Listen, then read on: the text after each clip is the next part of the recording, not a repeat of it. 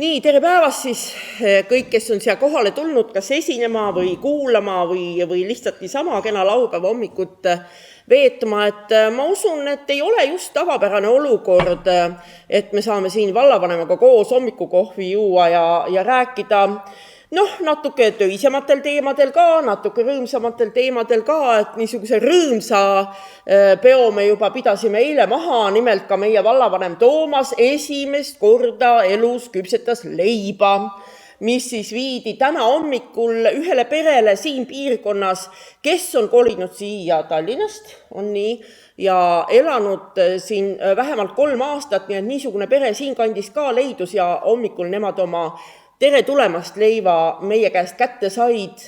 Nii et niisugune sündmus oli meil eile, aga täna on maal elamise päev.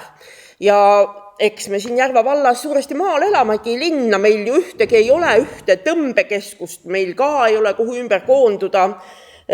Mõnes mõttes on siis elu kergem, teises mõttes jälle raskem, Järva vald on väga suur, ühest otsast teise on täpselt 80 kilomeetrit ja teie elate siin Aravetel selle 80 kilomeetri peaaegu et ülemises otsas. Et räägime siis Järva vallast. Kuidas Järva vallal läheb, Toomas? No, ma arvan, et kõik on kuulnud, kuidas täna omavalitsustel läheb, aga selles vaates, kui võrrelda teistega, siis ma ütlen, et meil läheb üle keskmise hästi. Nii, miks sa nii arvad, et meil hästi läheb? Tahaks ju ikka öelda, et mis meil siin pole ju midagi põnevat ega huvitavat ega head. Miks meil hästi läheb? Miks sulle tundub nii? No juba sellepärast, et kõiki tegemisi, mis on vaja vallas teha, me oleme saanud aegamisi teha. Et volikogu tasandil meil on tegelikult ju väga sõbralik asjaajamine ja töine asjaajamine, et me sellise tühja tähja ja sellise kiskumise peale ikkagi aega ei kuluta volikogu tasandil.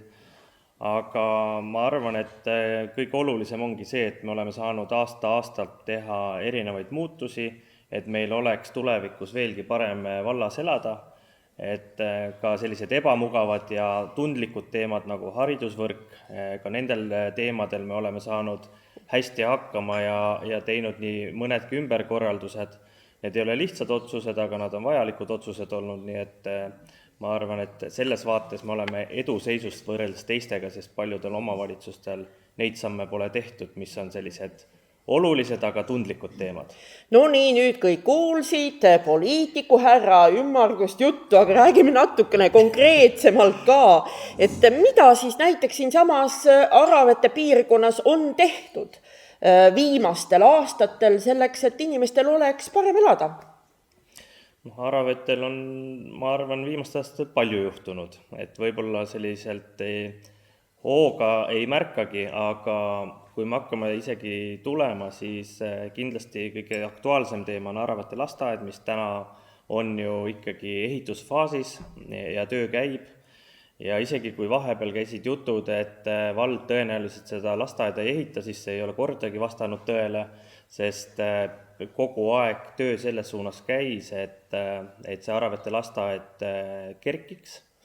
Ja muidugi see paus, mis me teadlikult võtsime, õigustas ennast, vaatasin veel täna hommikul numbrid ka üle, et see, et me võtsime aasta pausi, vana projekti rahastus andsime tagasi ja läksime uude projektivooru, läbi selle liigutuse me tegelikult eelarveliselt võitsime 1 miljon eurot, nii et ma arvan, et see igatepidi õigustas ja õigustas ka seetõttu, et täna on kopad töös, nii et see väike risk selle juures oli seda väärt.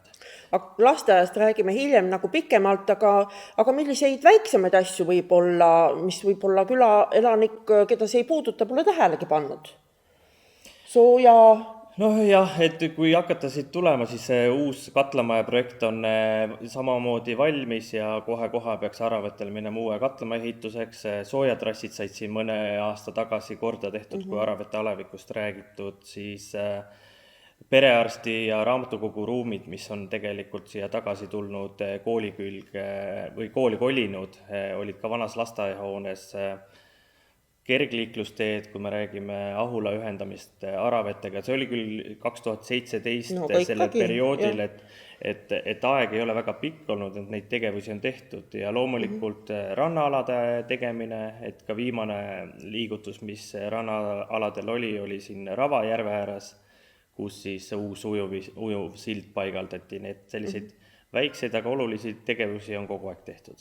Kuule, mingi väike asi ju tehti veel. Kas siin oli tänavavalgustusega mingisugune probleem? Kas see lahendati ka ära? Ja see nüüd on, ma arvan, selline paar kuud äkki ikka juba töös. Nii, mis tehti?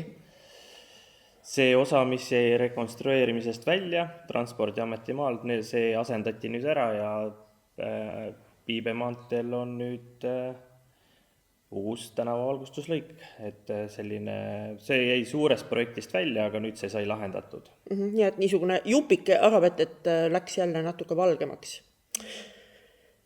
Kuule, kui nüüd elanikud loevad valla kodulehte ja Facebooki, siis seal on ala lõpmata hästi palju töökuulutusi. Mis see siis nüüd tähendab? Järva vallal läheb ikka tõesti hästi, et palkate kogu aeg uusi töötajaid ja palju neid siis juba kokku nüüd on?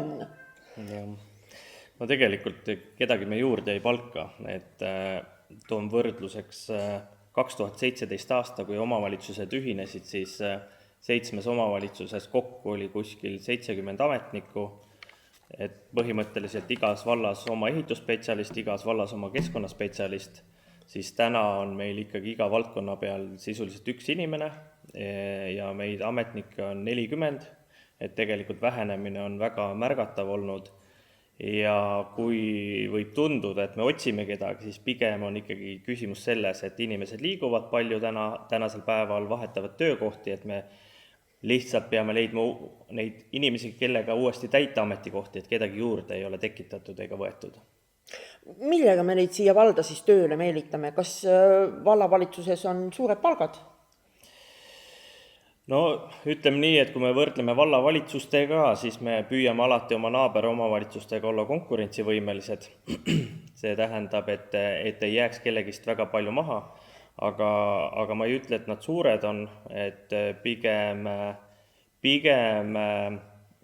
oleme isegi teatud ametikohtadega hädas, kuna ehitusspetsialiste on alati keeruline leida, sest neil on tulusamad ametid tihti ikkagi erasektoris ja keskkonnateemadel samamoodi, et tegelikult need on meie sellised probleemid just, et kuidas neid inimesi leida olukorras, kus neil teinekord on mõistlikum või ütleme, palgalises vaates töötada mujal, aga ma arvan, millega me saame siiski, on ikkagi see, et meil on oma kodukohas tublisi inimesi, kes on valmis tulema, nende jaoks on see kodukoha väärtus suurem ja eks see läbi ka saab neid motiveerida, et nad ikkagi hindavad kodukoha lähedust. No tegelikult te olete ju vallavalitsusega kogu aeg nuputanud ka juurde mingisuguseid soodustusi, meil on ikkagi ka 35 päeva puhkust, siis on nüüd paar aastat olnud juba ka 3 tervise lisapäeva, siis on igasugu sportimisvõimalusi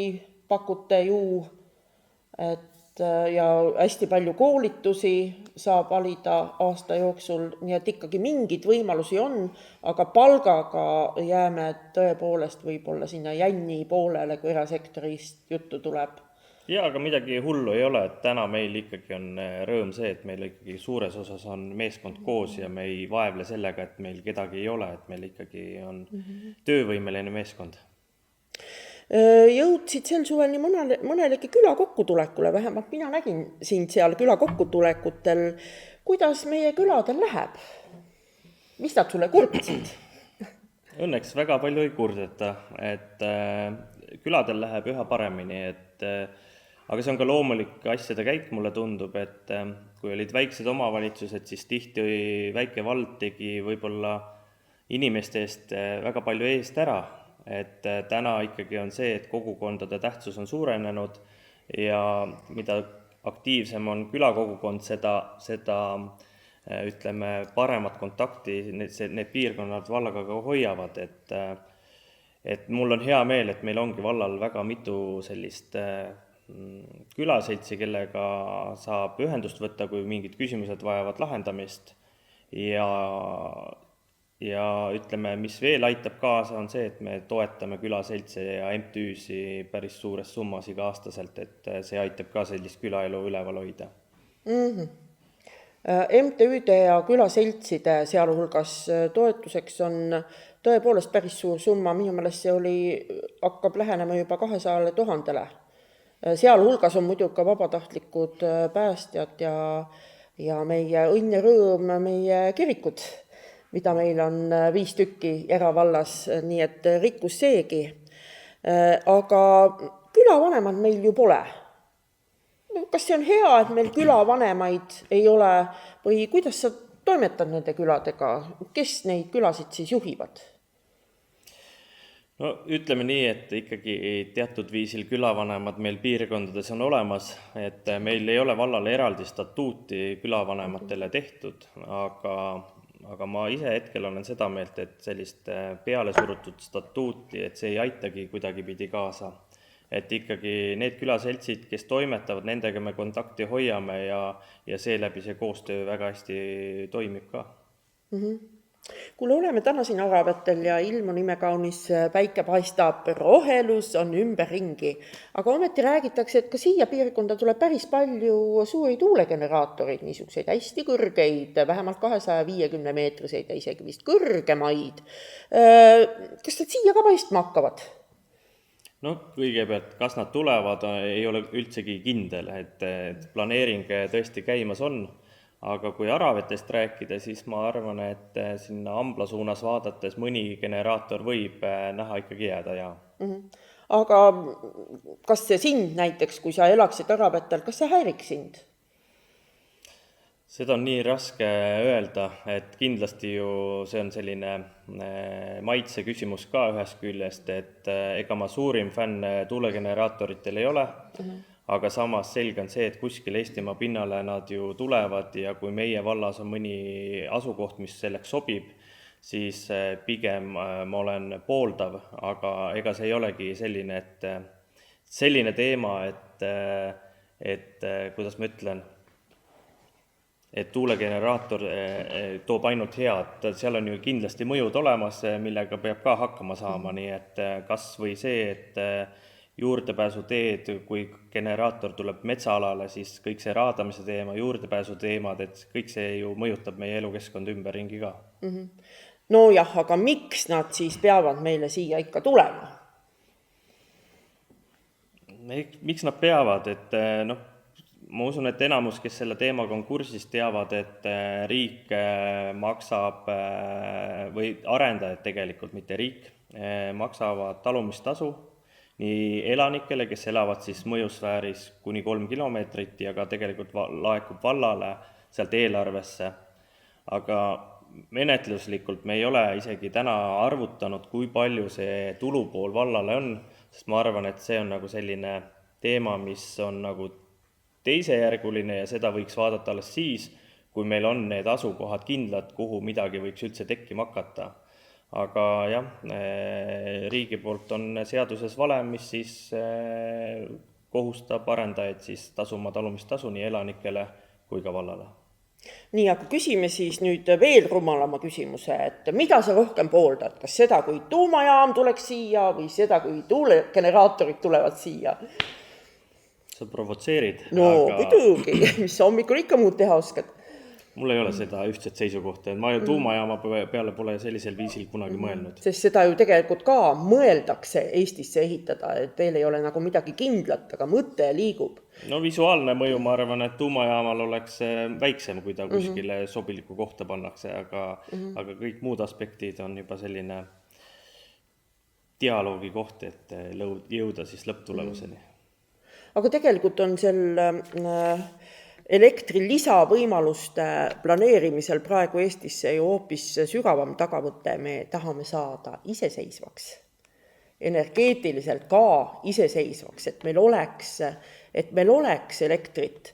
Ütle, kas sa oled nende arendajatega rääkides vestelnud ka sel teemal, et maal on ju tihtipeale see mure, et iga väiksemagi tuulega, mis peaks neid generaatorid hästi toredasti ringi ajama, läheb ju maaperedest tavaliselt vool ära. vähemalt mina saan küll iga natukese aja tagant teated, et jälle teil on vool läinud ja siis natukese aja pärast tuleb teade, et teil tuli vool tagasi. Et kas sellest võiks ka seda kasu lõigata, see piirkond, et ta saab kuidagi sealt otse selle tuuliku juurest endale niisuguse püsiva kanali, kust vool saada? On sul arendajatega sellest juttu olnud? No eks ma arvan, et Elektrilevi võrk on ikkagi see, mis jääb paika, nii et see otseselt tõenäoliselt ei mõjuta, et mis elektrikatkestusi põhjustavad, on ikkagi liinirikked Elektrilevi omas, aga ma ei tea, mulle tundub, meil Järva vallas väga palju ikkagi pole elektrikatkestusi olnud, ma ei tea, kus sina elad. Järva vallas otsapidi ka. Et meil ikkagi võrreldes muu Eestiga on nagu elektrikatkestuste osakaal ikkagi väike. Nii, aga läheme siis selle teema juurest edasi või tahtis keegi midagi küsida vahele nende tuulikute kohta veel? Ei taha keegi küsida. Küll on tore.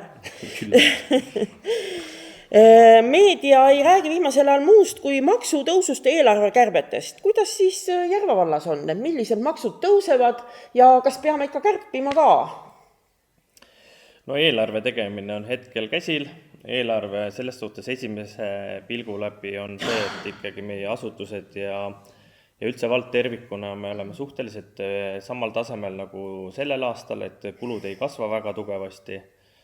Maksude koha pealt ega vallal suuri võimalusi mingid makse kehtestada. Turismimaksu ei hakka. Ei, ja parkimistasu ka ei kehtestada. Parkimistasu ei tule. Nii, kõik uudistekanaali parkimistasu Järva vallas ei tule. Nii. Maamaksu me saame kehtestada ja selles suhtes maamaks tõusebki järgmisel aastal. Aga siin on selline pikem isegi selgitus sellele, sest see on nagu huvitav teema, et kui me täna näiteks põllumaad vähendaksime 0,1% võrra, see on maa maksustamise hinnaga seotud, siis see mõju põllumehele ei avalduks, vaid kes meile vähem hakkab maksma on RMK, kes on suurim maamaksu maksja meile vallale.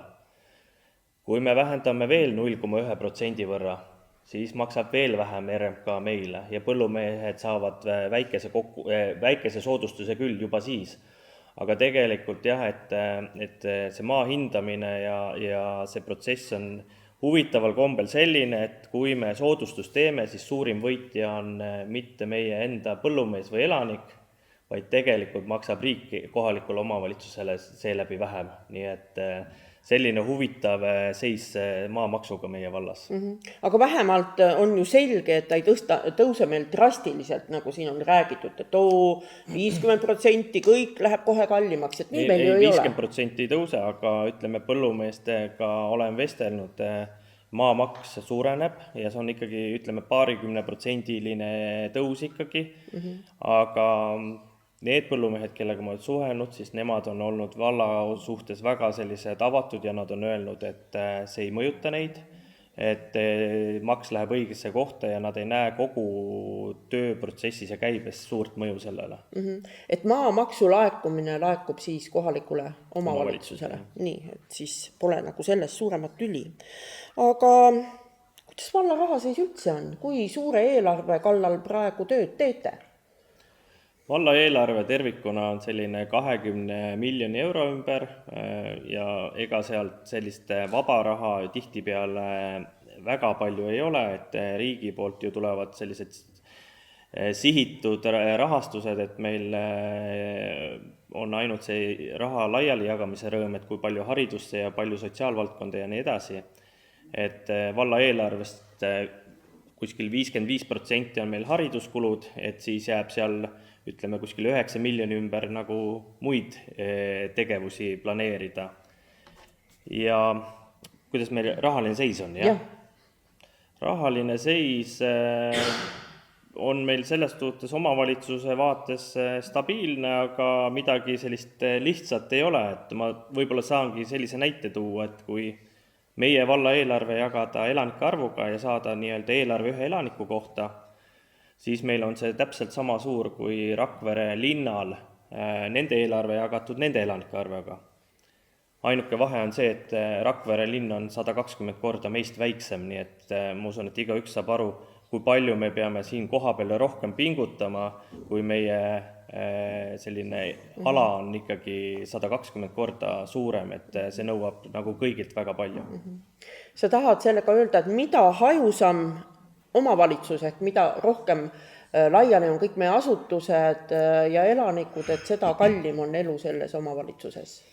Kindlasti jah, et ennem oli juttu ka, et omavalitsused on kõik väga erinäolised, et mõnikord tundub, et meil on 8730 elanikku 1. jaanuari seisuga ja kui võtta samasuguse rahvaarvuga kõrvale omavalitsus, et justkui rahvaarvult väga sarnased, siis erinevus tulebki sellest, et näiteks on väga tihti omavalitsused, kus on keskus ja tagamaa, ehk on kuskile üks keskus, kuhu on koondunud kas või ütleme 50% rahvastikust ja ülejäänud paikneb siis võib-olla hajusamalt, siis meie puhul on nii, et meil ei ole ühtegi suurt keskust, meil on Aravete kuskil 700 elanikku, üks suurem asula meil, Järvajaani on selline ka 1000 ja Koeru on 1000, et ütleme siis 2700 tegelikult on suuremates kohtades, aga nad ka ju ei moodusta sellist, ütleme, suurt tõmbekeskust vallavaates ja sisuliselt selline 6000 elanikku on meil tegelikult hästi hajusalt valla peal üle nagu laiali, et selles vaates on ta kindlasti meil nagu väga keeruline, et meil ei ole võimalik koondada ma ei tea, ühte suuremat lasteaeda ühte asukohta ja ütelda, et kõik lapsed peavad seal käima või koolidega samamoodi või kultuuritööga samamoodi, et meie peame hoidma ikkagi nagu sellist teatud määral tihedamat infrat üleval, et meil peavad olema rohkem kultuurimajasi, rohkem koole, loomulikult lihtsalt mastaabid ja mõõtmed siis tuleb vastavalt sellele kohandada, aga kindlasti see nõuab nagu suuremat pingutust. Mainin veel korraks ära ka, et kui suur see eelarve maht siis on sel aastal, tuleval aastal? Mitu miljonit? No 20, jah. 20 miljonit. 20 natuke plussi ka.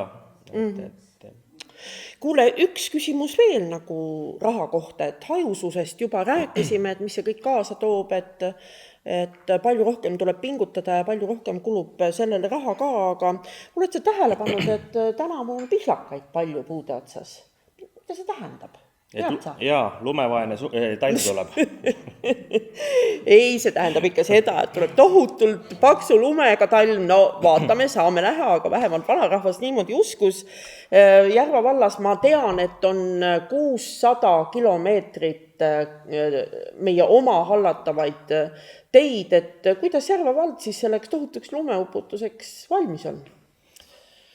Ma arvan, et me oleme hästi valmis, et eks ajas muidugi nagu ootused sellisele lumetõrjele on kasvanud, et aga kui tuuagi näiteks, et me saame teehoolduseks ja riigilt rahastust kuskil 500 000 eurot aastas, siis see sama summa ja rohkemgi veel tegelikult läheb lumetõrjeks kraavi ära, et sellest riigipoolsest toetusest ei jätku teehoolduseks ega ütleme investeeringuteks, et kõik see lisa tuleb jällegi valla poolt, et me oleme püüdnud hoida igal aastal selline 400 000 eurot täiendavalt teede peal.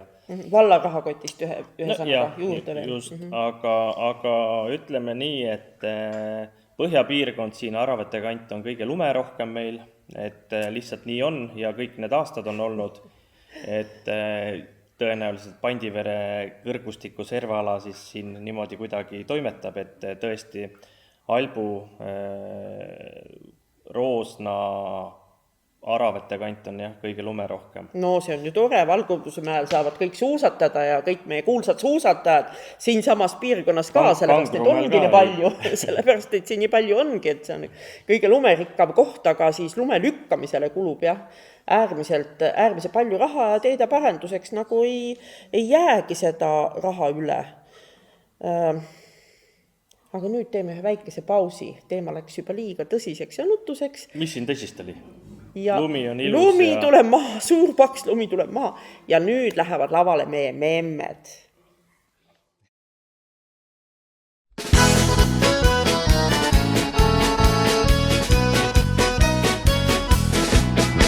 Sauna taga tiigi ääres mängis Mikku Manniga ja Manniga. Hüüdsid väikseid kannapoegi lõhki löödud panniga ja panniga.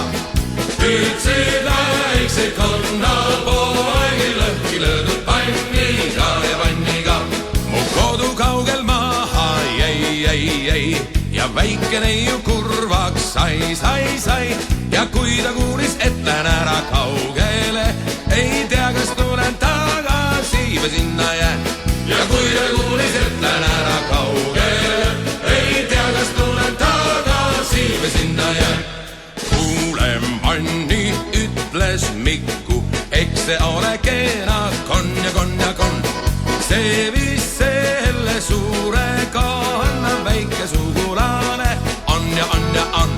See vist selle suure kanna väike sugulane on ja on. Mu kodu kaugel maha jäi ja väike neiu kurvaks sai. Ja kui ta kuulis, et lähen ära kaugele, ei tea, kas tulen tagasi või sinna jään.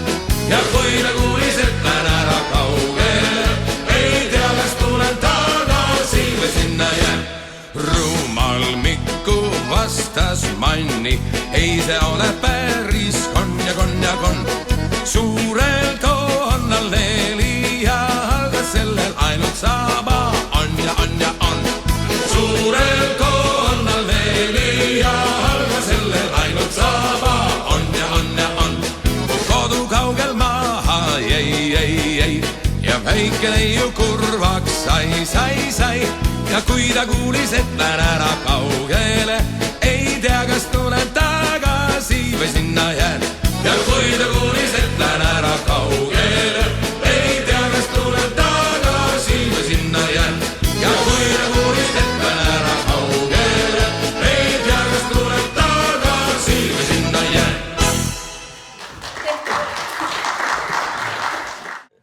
Memmed lubasid siis kohvi võtta ja kooki süüa, kui on tantsitud, nii et tulge võtke kohvi ja kooki ja istuge meie juurde tagasi. Aga meie jätkame jututeemaga. Mul ei ole absoluutselt meeles, kuna tegu on tuttavate inimestega, pole üldse meeles, kas me tutvustasime ka ennast või? Et mina olen Arnika Teegemann ja küsitlen Järva vallavanemat Toomas Tammikut. Et hea, kui see saab poole pealtki ära öeldud, et muidu ei tea keegi, kes need siin tänase laupäeva hommiku puhul siis juttu vestavad.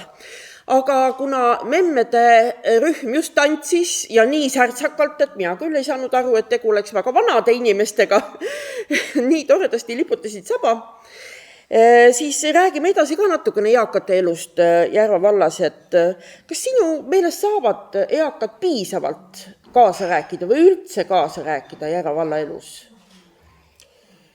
No, alati saab kõike paremini teha, aga ma arvan, et selline positiivne selline kooskäimine, mis meil vallas on ikkagi ka eakate ümarlaud, mis meil regulaarselt toimub ja seal on meil iga valla piirkonna esindaja olemas, kus siis kõiki neid teemasid, mis nende jaoks olulised on, saab käsitleda. Et selles vaates ma ütlen, et meil on nagu hästi ja loomulikult mitte miski ei takista ju ükskõik kellel kaasa rääkimast kõikidel muudel tavapärastel viisidel, et kas või kõige lihtsamal viisil saates e-kiri vallavalitsusse või tehes ettepanekuid muul viisil, et kõik see on võimalik. Aga on sinuni jõudnud viimasel ajal mingi eakate mure küsimus? No ma arvan, selline läbiv mure, selline suurem mure, mis on selline piirkonniti olnud, on selline päevakeskuste küsimus, et soovitakse ikkagi, et oleks omad ruumid ja omad kohad, kus siis erinevat aktiivtegevust läbi viia.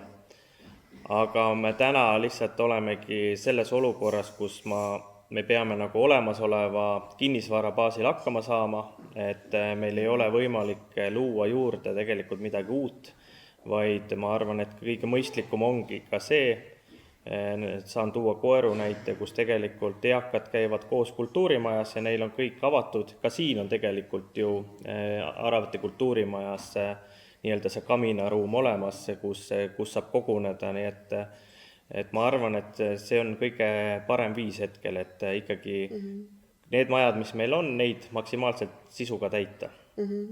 Et lähen nagu selle teemaga nii palju tagasi, et Järva vald on ju tekkinud 7 aastat tagasi 7 omavalitsusest ja tegelikult see päevakeskuste teema oli lahendatud kõikides omavalitsustes täiesti erinevalt, et mõnedel olid suured ja uhked ruumid kohe olemas, kuhu kokku käidi ja teistes ei olnud niisugust tegevust nagu üldse.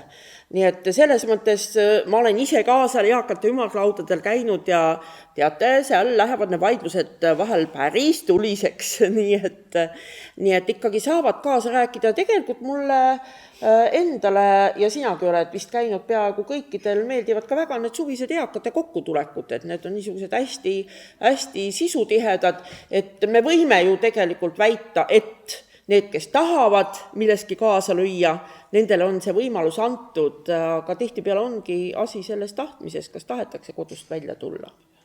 No ütleme jah, see eakate meie kokkutulek, mis me igal aastal teeme, et see on ikkagi rahvarohke, et seal ikkagi osalevad väga palju meie valla piirkondade eakamad, et kui ma ei eksi, siis on selline alati olnud 150 osaleja ümber kuskil, et selles suhtes ta on ikkagi ikkagi suur hulk inimesi tuleb kokku nendele aegadele. Räägime natuke Kodutare majast ka. See on üks niisugune maja, ilus punane maja Imaveres, mis on Järva valda toonud väga palju külalisi. Meil on käinud naaberomavalitsused, kaugemad sõbrad, siis peaaegu kõik erinevad ministrid, sotsiaalministrid, regionaalministrid, siis meil on käinud ka presidendid seda maja vaatamas, Kodutare maja. Kersti Kaljulaid istutas sinna maja juurde kogunisti toreda pereõunapuu ja viimane külaline oli siis aprillis praegune president Alar Karis. Miks nad selle maja vastu niimoodi huvi tunnevad? Eks ta on selline hea näide jällegi siin Eestimaa pinnal, kuidas on võimalik elu korraldada, et see Kodutare hoone on mõeldud siis inimestele, kes soovivad oma senise elupinna tegelikult nagu välja vahetada on vale sõna, sest see kinnistu, kuidas nad tahavad tulla väiksemale pinnale, kus on mugavam eluga toimetada, et kui inimene on kuskil metsatalus üksinda ja enam ikkagi muu eluga saab hakkama, aga või ahjude kütmine ja kõige maja haldamine käib üle jõu, et siis on see võimalus tulla ja üürida vallalt see elupind. Ja mis see on valda kuidas mõjutanud on see, et need elanikud, kes siin on tulnud, on teistpidi oma kinnisvara maha müünud, et on antud võimalus uutele inimestele tulla, et on selline ring ja inimesed on seal majas väga rahul, et neil on kompaktne ja heade ja mõistlike kuludega elupind, et selline hea näide. Ka hooldustöötajad on vist rahul, et muidu nad pidid minema nendesse eraldi asuvatesse metsataludesse, aga nüüd on nad seal Kodutare majas, need inimesed kõik seal koos ja saavad paremat hooldust ka. Seal on ühtne pesupesemisvõimalus, mida võib-olla seal talumajades ei olnudki, sest vesi tihtipeale tuuakse ju kaevust ja kus sa selle pesumasina siis tööle paned. No päris nii ka ei ole, kõigil on ikka juba ei ole midagi, ikka vesi, solk, puud käib maamajapidamistes tihtipeale ikka edasi, kus elavad väga vanad memmed ja tegelikult on nad, mulle tundub seal majas rahul ka, sellepärast et eks nad saavad seal Imavere päevakeskuses ka käia nendest tegevustest ka osa, sest see on kohe seal lähedal olemas. No päevakeskus, aga ma arvan, et see sama sotsiaalne pool on ka, et neil tekib ikkagi selline suhtlusvõrgustik. Jah, oma vahel saavadki rääkida, eks ole. Või neil on seal uhked lillepeendrad ja istumispingikesed seal juures ja nii, et nad saavad paremini suhelda ka, sest kellega seal metsa vahel ikka suhtled. Aga see on nüüd meil niisugune üks näide, mida kõik käivad vaatamas. Mis siis nüüd edasi saab, et kas neid maju tuleb veel või kas on mingi riiklik programm, mis võiks seda toetada või mis me nüüd teeme siis? No, riigil on tegelikult vastav meede olemas, et meil ikkagi on plaanis minna ka taotlema, et kuhu neid kodutaresid me soovime teha, siis meil on hetkel ikkagi ka nimistus Koeru, Järvajaani, Aravete, et ikkagi suurematesse kohtadesse see võiks tulla millal see juhtub, ei oska öelda, sest kõik sõltub sellest, et mis majanduses parasjagu toimub, milline on valla võimekus nii-öelda sellest omaosalust katta, nii et ma arvan, et esimene hoone, mis meile järgmisena tuleb pigem Koeru, sest antud Alevis on ju detailplaneering juba varasemast ajast tehtud, nii et seal on kõige lihtsam lihtsalt seda protsessi alustada. Nojah, see on siis nüüd see võimalus, kus sa veel ise oma eluga väga kenasti toime tuled ja maksad siis selle korteri eest seal veidi üle 100 euro üüri, aga teine asi on hooldekodudega. Ja kui siin see Aravate vanalasteaed omal ajal ära lammutati, siis siit seest ju ka kolis hooldekodu ära, sest need ruumid ei vastanud üldse tänapäeva nõuetele. Lõpetas tegevuse ja muist hoolealused ikkagi kolis Ahulasse. Aga just viimasel aastal on tegelikult tekkinud neid hooldekeskusi ja hooldekodusid Järva valda väga palju. Just äsja avati Järva-Jaanis väga ilus uhke maja keset Alevit, siis Päinurmes sel aastal avati täpselt samamoodi, nad on seal väga kenasti toimetanud. See asub selles majas, kus enne tegutses Päinurme kool. Siis Peetris täpselt samamoodi kooli hoones on nüüd Villa Voldemar või? Alfred on ka või? No mingi mees igal juhul oli ja ma ei tea, kes seal rohkem on, mehi või naisi. No ja Ahula toimetab väga agarasti ja tegelikult kuulub ka nüüd siis veel Järva vallale ja Paidel linnale Koeru hooldekodu. Kuidas Koeru hooldekodu läheb?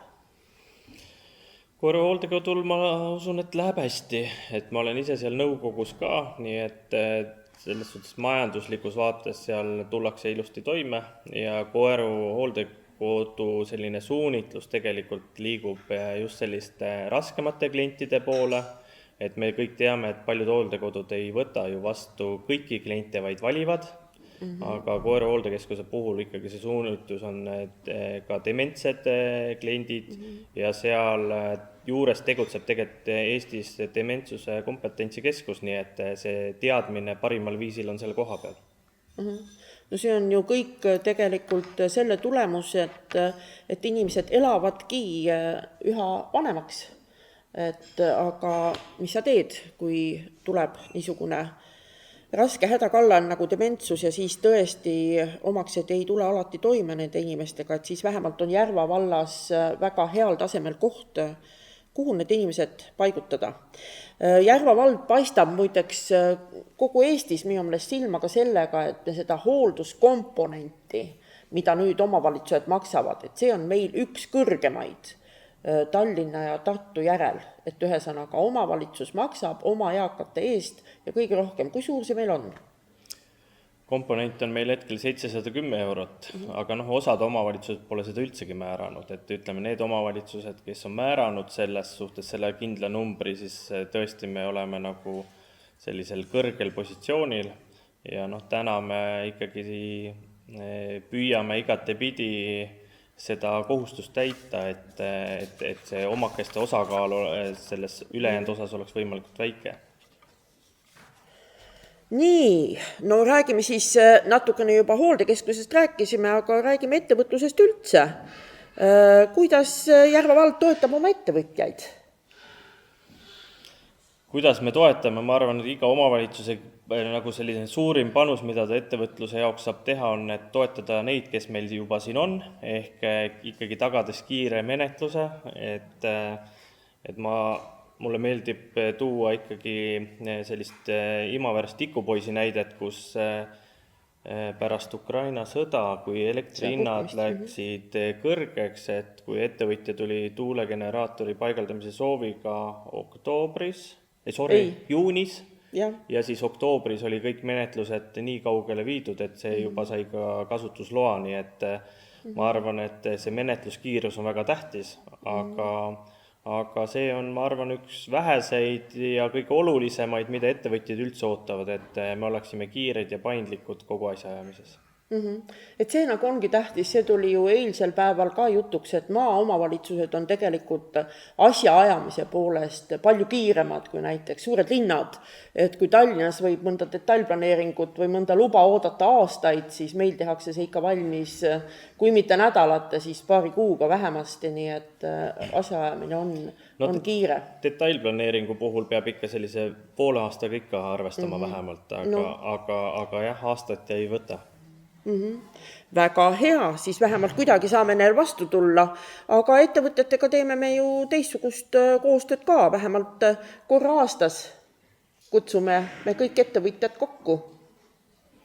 Jah, ettevõtlusõhtu on juba selline, julgen öelda, traditsioon meie vallas, kus siis üldiselt aasta esimeses pooles ettevõtjad kogunevad ja sellise ütleme hariva või ka sellise konverentsilaadse poolega sisustame seda, aga eelkõige on eesmärk ikkagi ettevõtjad omavahel kokku tuua ja suhtlema panna ja sealt ettevõtlusõhtult on nii mõnigi koostöö alguse saanud. Minu mäletamist mööda ka, näiteks meil Koigis on termopuidu töötlemisfirma Termoareena ja nendel jääb ikkagi järgi mingeid väikseid tootmisjääke, milles siis üks Koigikandi firma teeb igasugu toredaid asju.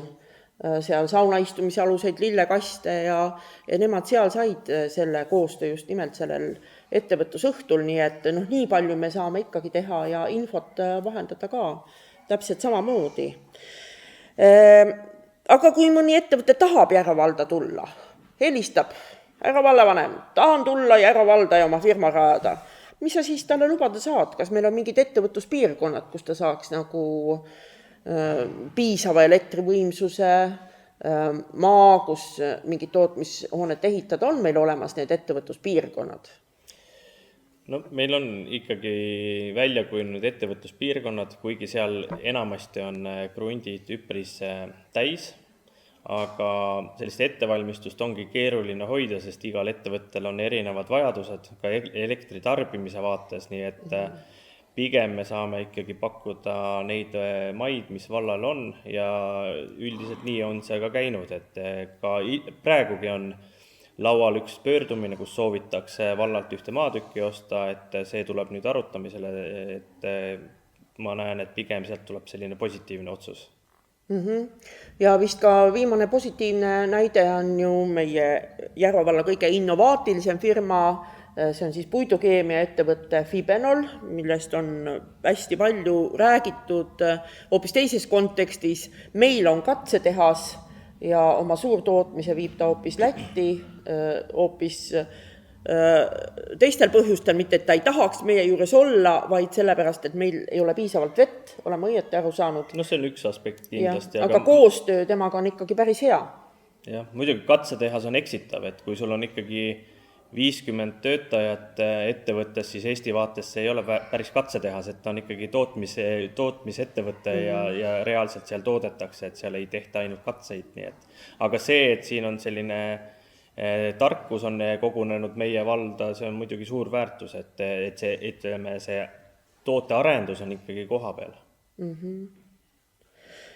Nii, milline on viimane ehitis, mis Järvavallas valmis? Ehitis? Jah. Jaksame ikka nüüd ehitada ka viimasel ajal. No lasteaed hakkame kohe ehitama. Mis see veel ehitanud olema? No Imavere üürimajast oli juttu, see oli esimesel perioodil, siis tegelikult vahepealse perioodil me oleme ehitanud koeru ühe lasteaia rühmaruumi juurde, et seal oli kitsikus ehitanud, kergteid oleme ehitanud, et selliseid tegemisi on ikka olnud, aga selge on see, et kui me teeme ühe suure investeeringu nagu Aravete lasteaedki, siis ega lõppude lõpuks me peamegi väikest pausi pidama, sest meil ei ole sellist võimekust, et üheaegselt kõike teha.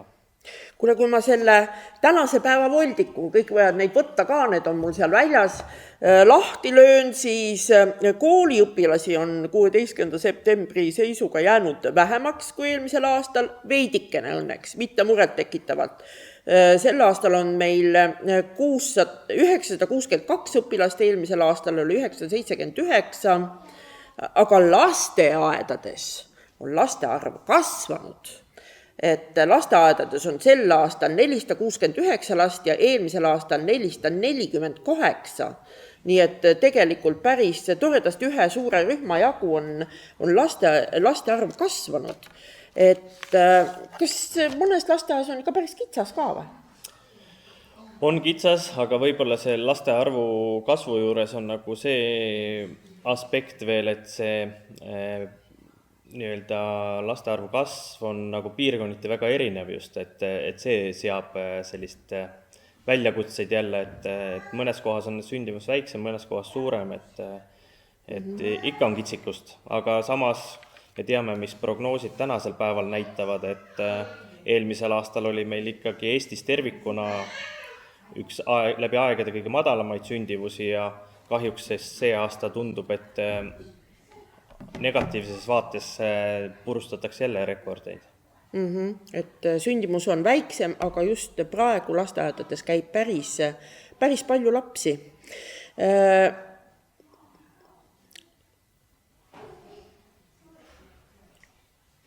Kuulen juba, et seal on ühed väikesed tegelased, kes tahavad meile nüüd jälle esinema tulla. Siia laste jutu alustuseks või siia vahele olekski päris paslik teha üks emmede ja laste tants.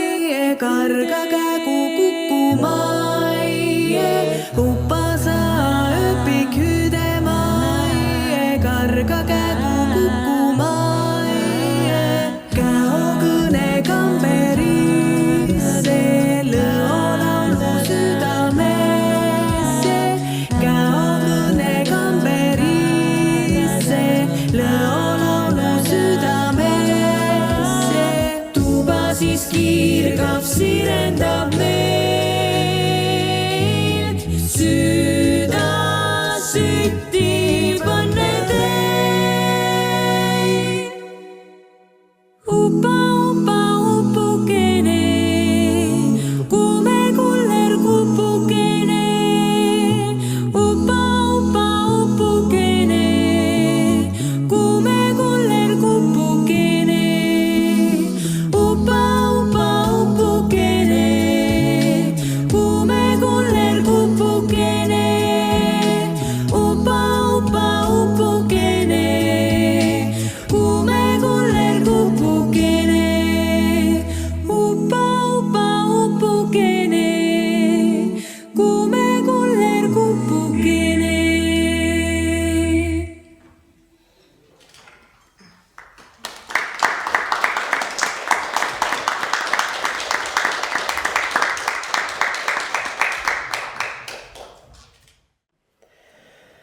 Et tere päevast, oleme siis jõudnud oma vestluspäeva teise ploki juurde, et minu kõrval on endiselt vallavanem Toomas Tammik, mina olen Arnika ja minu vasakul käel istub arhitekti büroost Ansambel ja arhitekti nimi on Andres Mägi. Et tore, et meil ikkagi on huvilisi kuulajaid ja alustame siis lasteaiajuttudega. Et nagu me juba rääkisime, siis lasteaedades on lapsi sel aastal paarikümne võrra rohkem kui eelmisel aastal ja nad ei kipu igasse kohta nagu ära mahtuma. No mis seal salata, tegelikult oli ka Koeru koolis mure sellega, et 20 last on rohkem kui eelmisel aastal ja klassiruumid jäävad kitsaks. Meil on plaan hakata ühte uut lasteaeda ehitama. Mis ajast see plaan, Toomas, pärit on ja miks meil seda uut lasteaeda ikka siia vaja on? No ma arvan, et kuna Madli ka kuulab, et tema oskab öelda, millal see plaan alguse sai Ambla valla ajal, aga ikkagi juba, kui ma räägin Järva valla ajast, siis kohe Järva valla aja tekkest on sellest räägitud, aga ma tean seda, et uue lasteaia ehitamist on ikkagi siin piirkonnas räägitud kauem, kui see meie vald on olnud. Nii et tükk aega juba. Aga miks seda uut lasteaeda vaja oli ikkagi? Vana oli ju täiesti olemas. Eks see küsimus ongi, et mis kvaliteeti ja millist õpikeskkonda me pakkuda tahame, nii et ma olen seda meelt, et see otsus, et uus lasteaed ehitada on õige, et me võime kõiki nurgataguseid korrastada, aga ikkagi oluline on ka kaasaegse kinnisvara tulemine piirkonda, mis annab ka ühtepidi sellist usku ja lootust ka selles, et maapiirkonnas ikkagi elu läheb edasi ja pakub ka tegelikult lapsevanematele kindlustunnet. Et milline see saaga on olnud Järva valla jaoks, millega me alustasime, kuhu see asi toppama jäi ja kuidas ta nüüd edasi läks? Räägi sellest ka.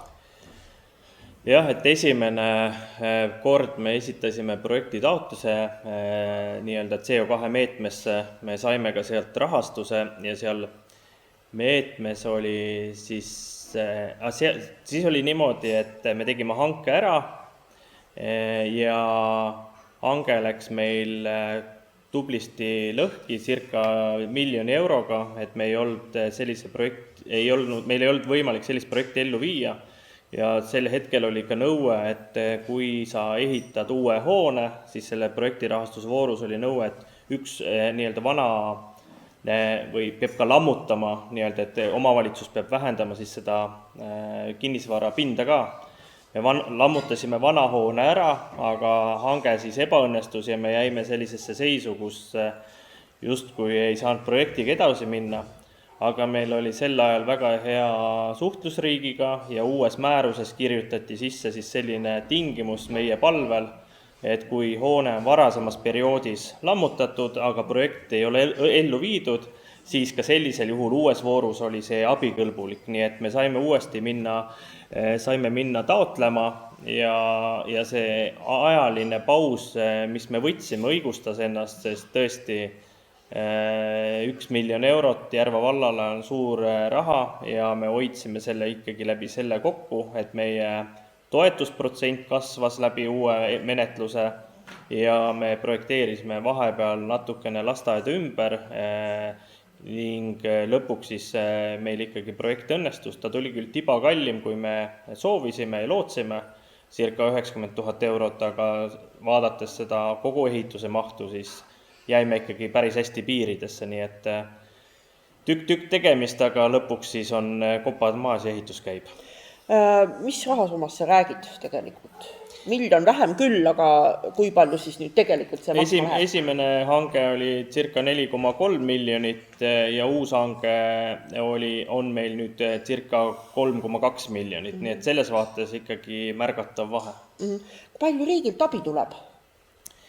Riigi toetust on seal kuskil 1,6, kui ma mälu ei peta.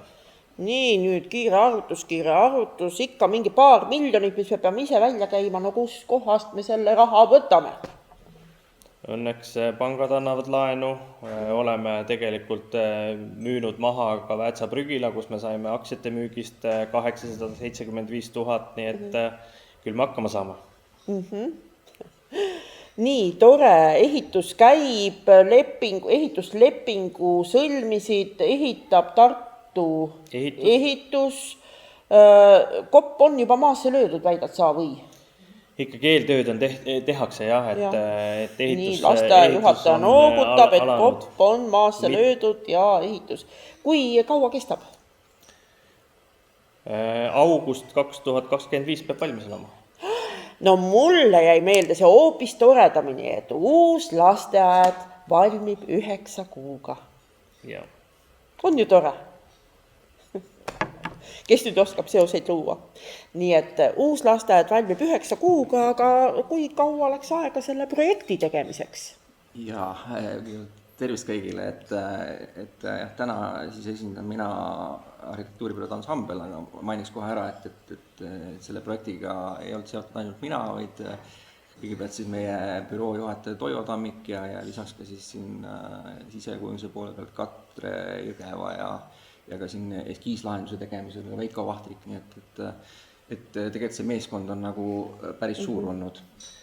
Ja tõsi, et see protsess on olnud päris pikk, et ma ka vaatasin korraks nagu neid faile seal arvutis, et see viib sinna kuskile 2018. aastani tagasi, kus meil need eskiisprojektid hakkasid seal valmima, siis seal sai nagu vahepeal nii-öelda intensiivselt seda projekteerimistegevust tehtud ja siis mainitud paus ja siis 2023. aastal sai see projekt korraks siis nii-öelda üle vaadatud ja seda rätsepatööd siis natukene kohendatud. Kui tavaline see on, et üks omavalitsus pöördub teie poole sooviga, et palun tehke meie lasteaia projekt väiksemaks? No, eks arhitektina oleme harjunud ikka, et see protsess on nii keeruline, et see tuleb alati mingid sellised ootamatusi, et me alati oleme valmis nagu Toivo Tammik meil büroo juhataja alati ütleb, et arhitekt töötab tulemusele, et meie soov on ju nagu pakkuda nii-öelda kõige paremat lahendust ja kui ka vahepeal tellija soovid on muutunud, siis kahtlemata aitame ja selle projekti puhul õnneks natuke tööd oli, aga saime nagu, ma arvan, hea lahenduse. Kui palju te üldse lasteaedu projekteerite? Või on see niisugune täiesti tavapärane töö? Kuidas Eestis jällegi arhitektuuribürool on ja me ei saa nagu spetsialiseeruda, et me oleme nii väiksed, et iga töö on nagu huvitav ja kui me teha saame näiteks lasteaeda või kooli, et see on alati tore.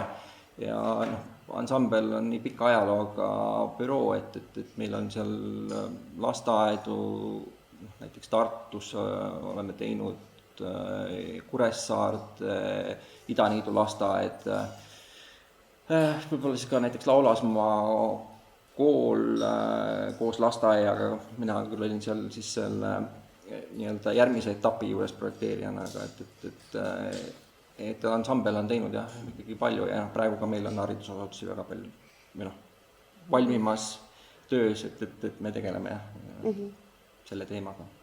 Kuidas see töö käib, et kas lihtsalt istute laua äärde maha ja hakkate kusagilt peale või peate läbirääkimisi ka lasteaia inimestega, küsite, mida nad tahavad, millist lasteaeda nad näeksid siin piirkonnas, kuidas see algab see töö?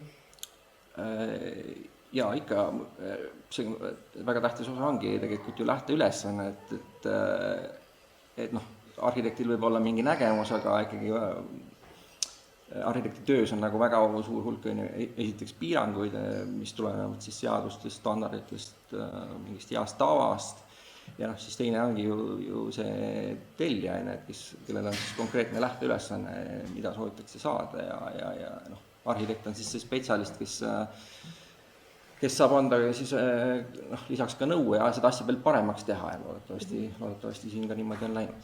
Mis see lähteülesanne Äravete lasteaia projekteerimise juures oli? Lähteülesanne, see hea küsimus, kuna me vist sisenesime sellesse protsessi nagu läbi hanke, seal oli väga-väga täpselt siis ette kirjutatud, et mis soovid selles lasteaias või mis ruumid ja mis vajadused selles lasteaias peaks olema, ja siis nii-öelda tööprotsessi käigus me saime ka lasteaia esindajatega kokku ja meil olid ka siin arutelud, et niimoodi see asi nagu kujuneb, et jah. No mis on nüüd Aravete lasteaia juures sellist, mille kohta me saame öelda, vau, meil on niimoodi, teistes niimoodi ei ole teistes lasteaedades, saad sa midagi välja tuua? No võib-olla, kui seda pilti vaadata, et siis ma juba ütleks, et see vormikeel on nagu väga huvitav ja ainulaadne, et kindlasti selle hoone nii-öelda välimise poolega juba saate niisuguse nii-öelda, kuidas öelda siis, niisuguse maamärgi või uue objekti, mille järgi kindlasti Aravetet ära hakatakse tundma, et ma arvan, et see meil oli koostööga disainer ja graafik Martin Pedanikuga, kes siis aitas meil kujundada ka siis selle lasteaia nii-öelda logod ja graafika, et siit on ka näha see mesimum ja sealt üks mesilane siis paistab, Kuigi lapsed ütlesid, et nad tahavad, mis asja? Mis nad tahtsid? Batmani lasteaeda või Spider-Mani või? Spider-Mani lasteaeda tahavad saada, jah. Nii et mine tea, mis sest mesimumist veel välja koorub. Nii. Ja kindlasti, kui minna tuppa, et seal on, nagu öeldud, eks ta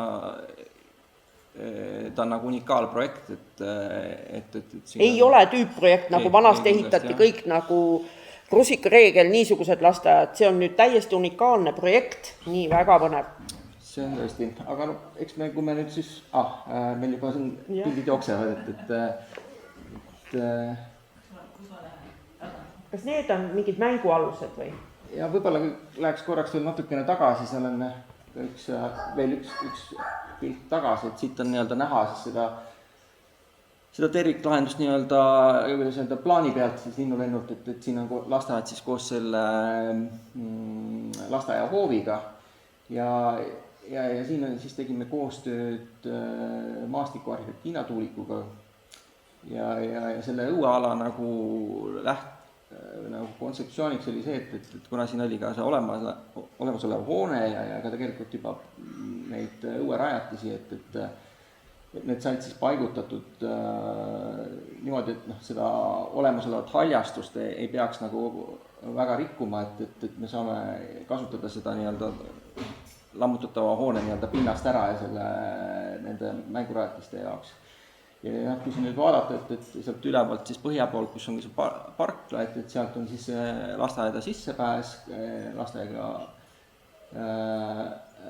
peauks, seal on niisugune pikk seinapind, ja sealt alt läbi tulles siis jõuab siia lasteaia hoovi, kus on siis suurem mänguala ja siis ka nagu väiksem eraldatud koht sõimerühmale ja siis ka üks väiksemaid paviljone, et sõimerühma paviljon, õuesõppeklass ja ka veel mõned niisugused, kui nüüd järgmist pilti näidata, et siis on neid igasuguseid mänguvahendeid, õuesõppeklassi, et siin on neid üksjagu, et ja võib-olla kui veel edasi minna, et siis on näha, et jah, me oleme mõelnud ka jalgrataste parkimisele, lapsekärude hoiustamisele, nende jaoks on ka siin eraldi ruumid siis, et see nii-öelda see esimene pool siis on nagu niisugune teenindusala, et siit saab ka siis nii-öelda see kööki teenindada ja teenindada transport siit poolt siis ligi, ja et see vorm on niisugune mänguline ja need eri värvidega siis neid mahtega nagu niimoodi liigendatud, ja siin on võib-olla jah, selle pildi pealt on siis näha, et see 2023. aasta siis muudatus, et natukene pidime seda ruumiprogrammi kokku tõmbama, et tuli siis ühest rühmaruumist nagu loobuda, et praegu praegu selles ehitatavas hoones on siis 4 rühma, 2 tükki esimesel korrusel, 2 teisel korrusel ja siis natukene neid kontori ja administratiivruume tuli siis ümber mängida selle käigus, et aga selline ta on, et võib-olla siit ka edasi minna, siis on ka mõned plaanid ka siin, et siin on siis nüüd seda esimese korruse osa näha, et kui sealt ülevalt vasakult poolt on siis lasteaeda pea sissepääs, on niisugune suurem nagu trepikoda ja nii-öelda eesruum, kuhu saab oma jalanõud ära panna ja ta on niisugune esinduslikum.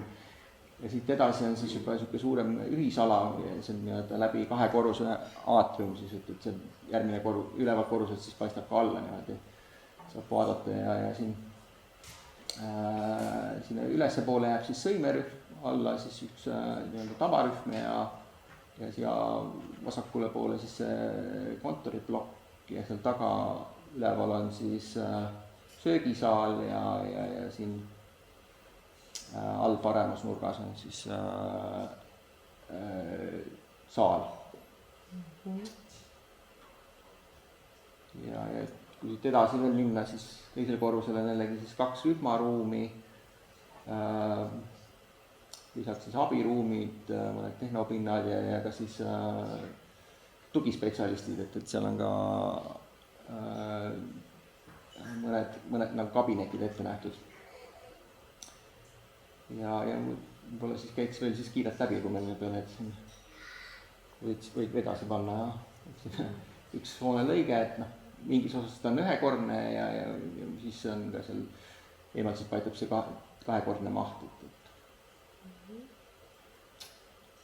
Siin mõned siis nii-öelda vaated, et mainitud siis Martin Pedaniku infograafika ja logod, et iga rühm siis saab niisuguse väga toreda niisuguse tunnustegelase.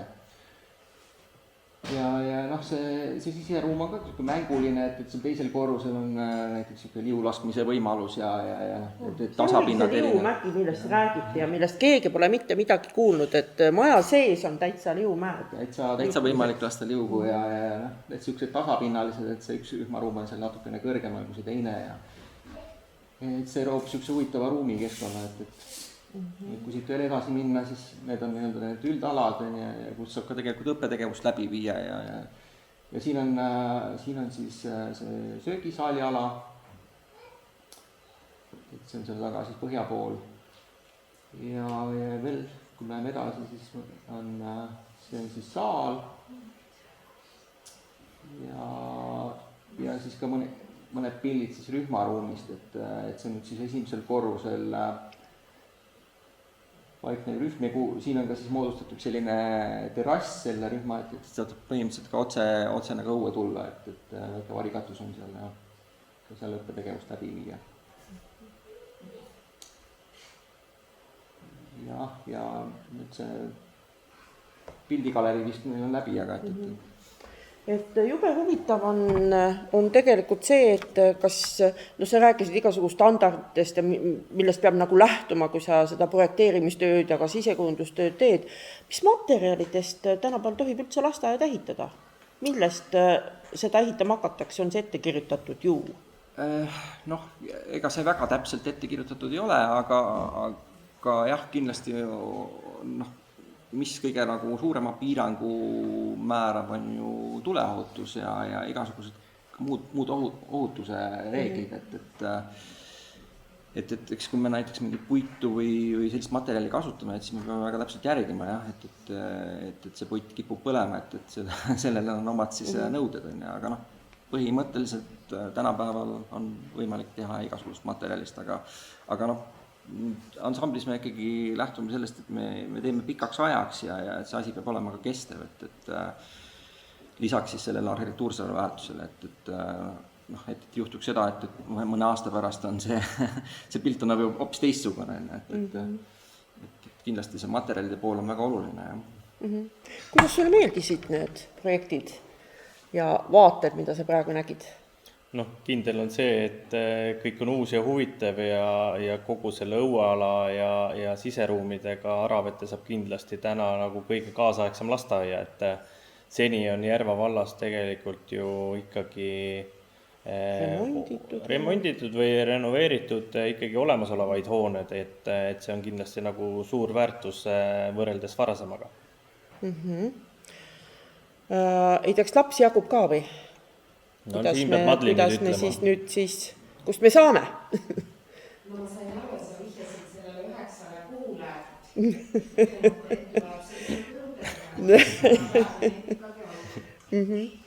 Kui palju praegu Aravete lasteaias lapsi on? Meil on siin varupinnal 48 kohta, aga momendil on sees 50 last. 50 last, nii et päris omajagu. Räägime nüüd natuke poliitikast ka. Et kui siia ehitatakse ilus, suur lasteaed, mis siis teistest väikestest saab? Meil on ju 4 kilomeetri kaugusel järgmine. Ega lõppkokkuvõttes elu läheb samamoodi edasi, et siin on justkui hirmu tuntud, et uue lasteaia ehitamisega hakatakse sulgema järgmisi, siis mina ütlen niimoodi, et Aravete lasteaia normrühma suurust, lastearv on 64 äkki, kui võtta arvesse nagu sõimerühm 14 ja et siis tulebki 64 kokku, eks ole, et selles vaates ju täna sisuliselt on Aravete lasteaed oma piirkonna lastega täidetud, et seda me teame, et sündivus on väga selline hüppeline ühest küljest, teinekord suure langusega, et lõppude lõpuks kas uus lasteaed tuleb või ei tule, siis ajas võivad need otsused, mis puudutavad teisi lasteaedu lähemal asuvaid, need võivad nii või naa päevakorda tulla, et me kunagi garantiid anda ei saa, et see on selline ühtepidi ettenägematu ka. Teatud määral me näeme ette, mis muutused toimuvad, aga tänasel hetkel ei ole ühtegi plaani või sellist plaani, et me midagi hakkaksime muutma. Et kõik ikkagi sõltub sellest, et kui rühmad on täidetud, siis ju ei ole vajadust ka muutusteks. See tähendab seda, et Aravetele tuleb nii ilus lasteaed ja kõik lapsevanemad tahavad oma lapsi siia panna. Kas siis tekib järjekord? No, võt selle vastuse peab tegelikult ütlema lapsevanem, et tema teeb ju oma valiku, kas ta valib kodulähedase või valib selle uue lasteaia, valib ta õpetaja järgi, valib ta keskkonna järgi, et tegelikult ega me nende eest otsustada ei oska. Nii et ikkagi, kas lasteaias on lapsi või neid siin napib, sõltub suuresti ühest küljest siis sellest, kuivõrd head tingimused on, aga ikkagi lapsevanema otsus on nagu see põhiline. Ma ei tea, seal taga on lapsevanemaid ka, kuidas teile see uus lasteaed tundus? Väga uhke. Väga uhke. No nii, aga ega siis meil siin pikalt rohkem ei olegi oodata. Läheme siis oma järgmiste tegevuste juurde. Nüüd on pisikene paus. Saate süüa veel kooki ja torti ja siis sööge see kook ja tort ära, sest järgmine mees, kes siin ees seisab, on toitumisnõustaja, kes ütleb, et tordiga liialdada ei tohi. Nii et aitäh teile, et kuulasite ja need klipid lähevad siis nüüd üles ka meie YouTube'i kanalile.